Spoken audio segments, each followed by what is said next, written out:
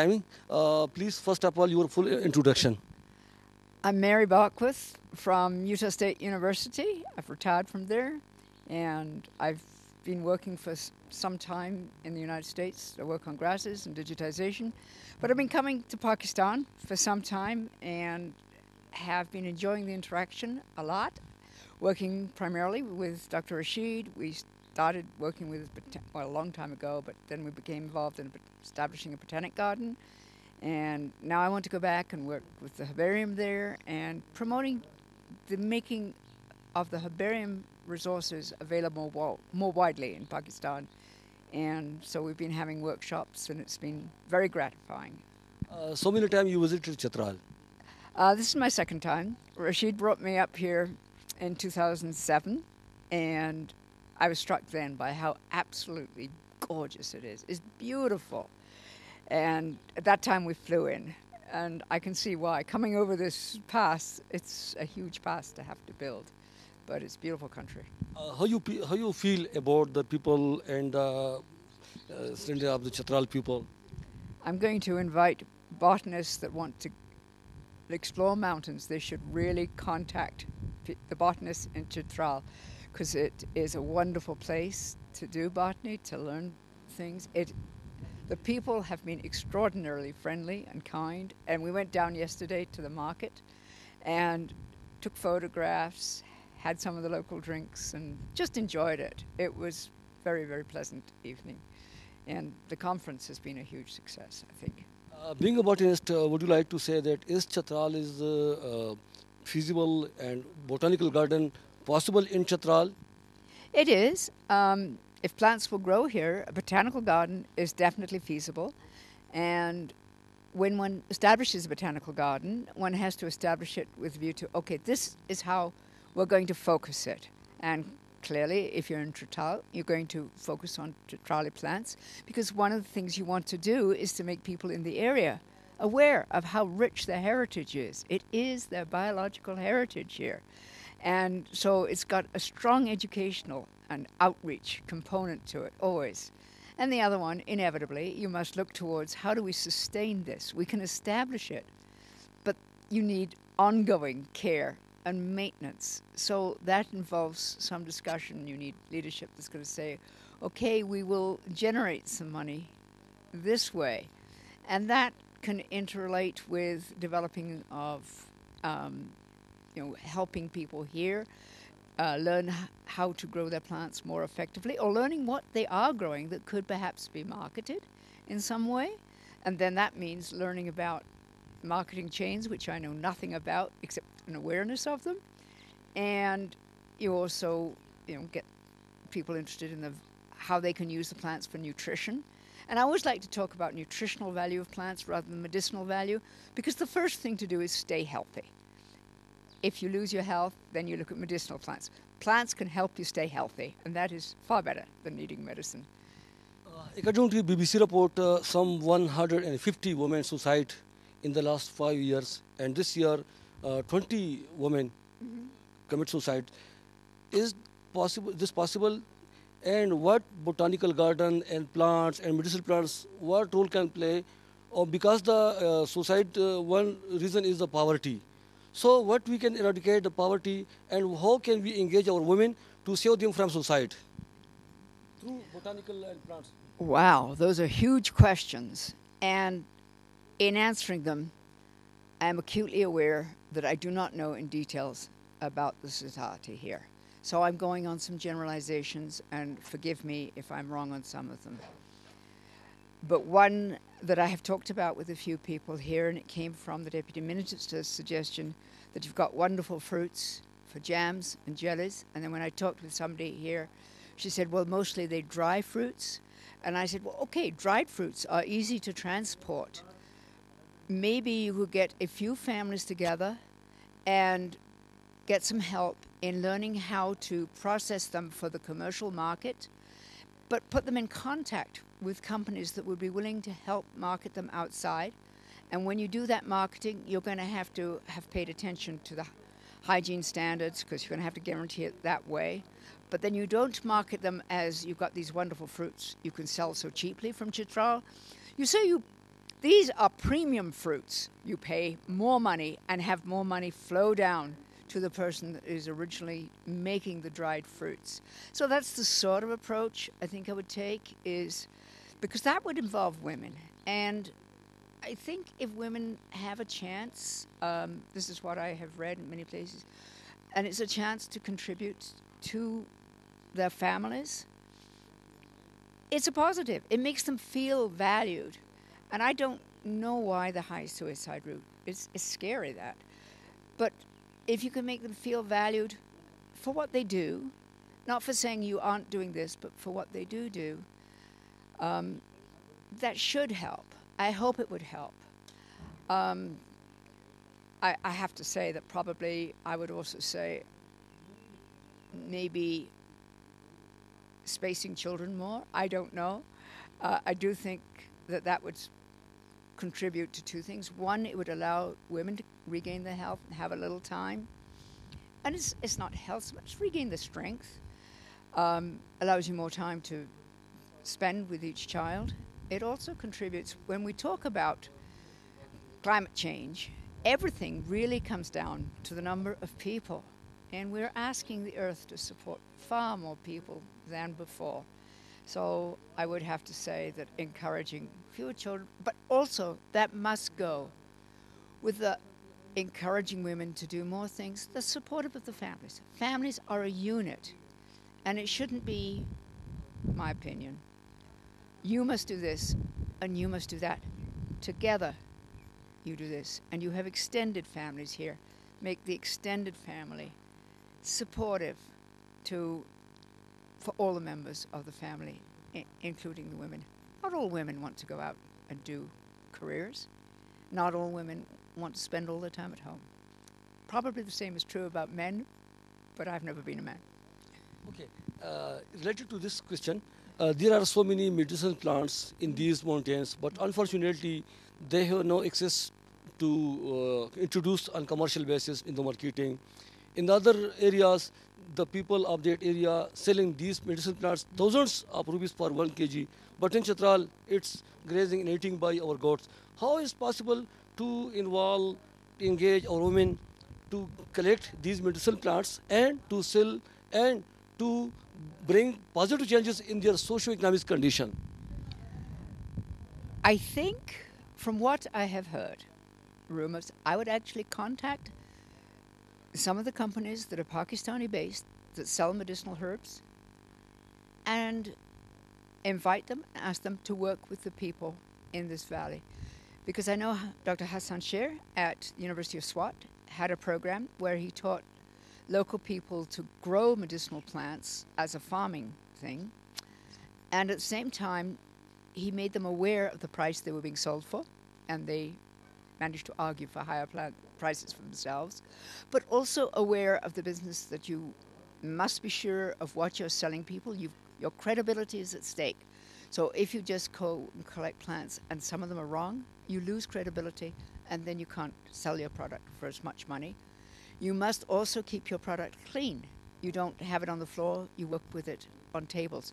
So there are some things that are relatively simple, but I think that you might find that some of the Pakistani-based medicinal plant companies would be happy to work collaboratively to help improve economic development here, but at the same time market things. They have that knowledge.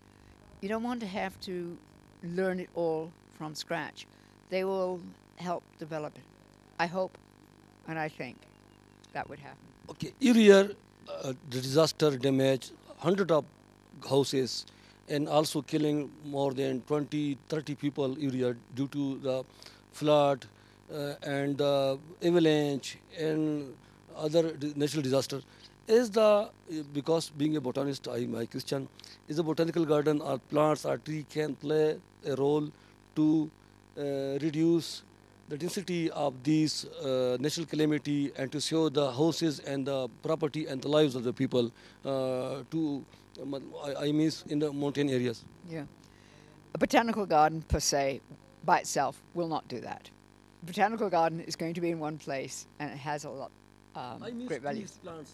Yes, but if you can either keep vegetation that is there or restore it, which will be a long, slow process, it will help. There is no, I mean, you are going to have avalanches. Avalanches are normal. We have them in Utah. We are, we have every ability to stop them. Actually, they fire cannon to have them come when they want them rather than when they don't want them. But if you build at the foot of a valley in the mountains, an avalanche is a distinct possibility. So be careful where you build, if you possibly can. But the other thing, yes, vegetation can protect the land. One of the, if you have read at all about the fires in California that destroyed the forests there and the vegetation, the next thing you have to watch for, and they have had them, is severe mudslides. And that's because the vegetation has been removed. And so one of the things is to kind of restore vegetation, and sometimes you know that this is what was there before, but what you can plant now that will grow and be there next year may be something better.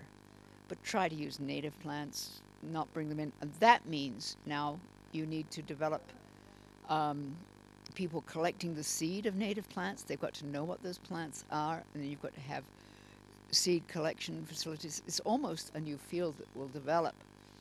But yes, restoring the vegetation, but it is a slow process. Trees do not grow overnight. And when one tree protects the tree next to it.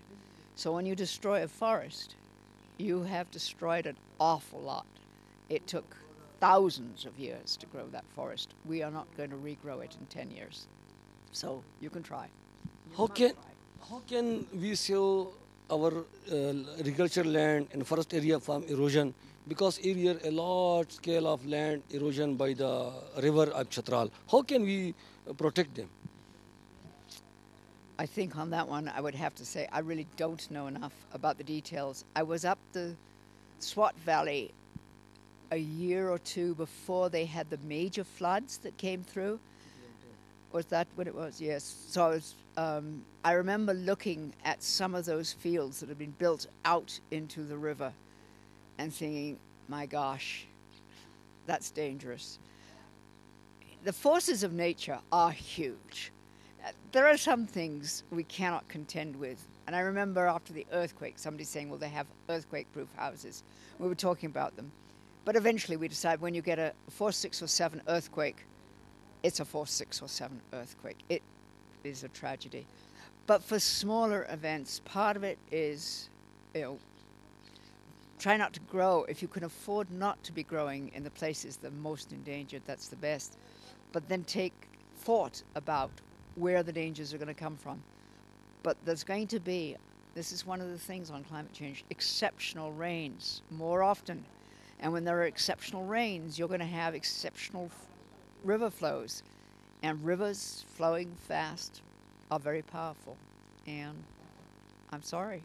It's really, I hate to say that because if you have, the only land you have is right up against the river and you could add a few square yards even. It's very important. But the reality is it will go eventually. So that's why higher land will probably cost more, I suspect. So My last question. People of Chatral using firewood for cooking and heating purposes because there is no gas. No, recently a hydropower station has been established which produce 106 megawatt, but rate of electricity is so high. And in the Gilgit, Honza and other parts of the country, the people of the surrounding area where hydropower has been established, they're getting electricity and subsidized rate. Would you suggest that the people of Chatral also be given electricity on subsidized rate to use the electricity for cooking and heating purposes to save the forest from brutality cutting? wow. I think I should be going into politics if I could answer that one. No, I can give you. Recommendation. Just, I hate to get into the subsidy business because once it's in place, it's very difficult to remove it. And it becomes more and more expensive. partly because you have an increase in population, becomes more and more difficult to sustain. And there's always the scary thought that you may sustain it by giving a license to cut the forests. I would say that it may be necessary at first, but what I would rather see subsidies for is looking for and supporting more sustainable energy use. And then also, and I doubt that this is a problem with your poor person, is being careful not to use more wood than you need because you've heated more water than you need, or this sort of thing. Be really conscious of how much you use.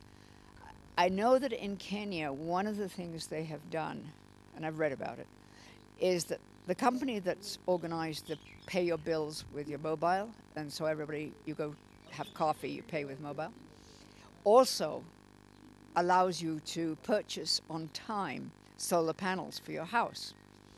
And they've priced them so that they cost either less than or close to the same amount as people would spend on kerosene.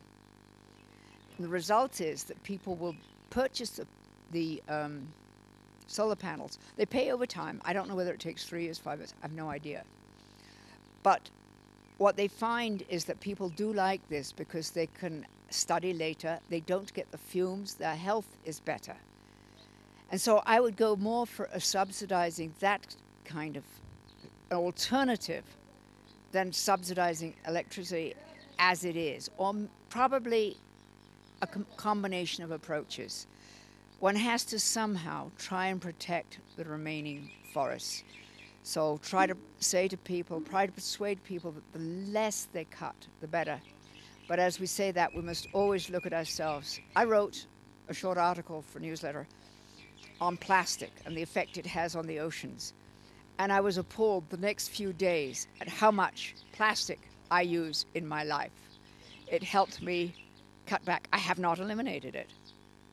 But yes, there are some things we cannot change.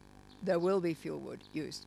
But maybe we could use less in some of the things we do. And that we must also look at. And it's up to each one of us, not just to poor people, not just to rich people, to all of us, to see if we can use less. And in the process, I think we can still enjoy life. And you can certainly enjoy Tritral's beauty. And I want another favor from you. Right? Being a botanist, you visit Chitral, and you know this is the most peaceful land of the world. Chitral, there is no single case of it. Would you like to invite other city?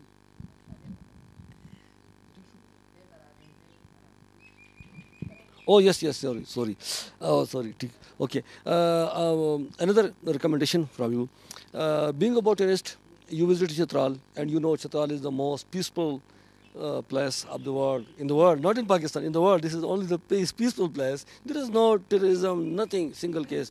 And the people of Chitral are hospitalist, and they their guest. Would you like to invite the other botanists, research scholars, and tourists from abroad to come here and research and to enjoy the peaceful environment of Chitral? Absolutely. The only restriction is I still want an invitation. No, seriously. One of the things that I'm planning to do when I go back is to talk about my experience here and to say, look, if you've got an interest that would be served by working in mountains of Chitral, you've got some excellent reception. You've got people who would be very eager to work with you. Go with the idea that you will learn and you will teach. And that is what academia, that is what research is about. It's sharing and learning from each other, and Chitral would be a magical place to do it. So yes, and for tourism, yes, emphatically. I will be carrying that message because I believe in it very sincerely. Okay. Thank you so much. Thank you so much. Thank you. It was a Thank you. pleasure. Thank you. Thank you so much. Thank I'm you. glad you didn't ask me about those avalanche barriers. Okay. Okay. Thank you.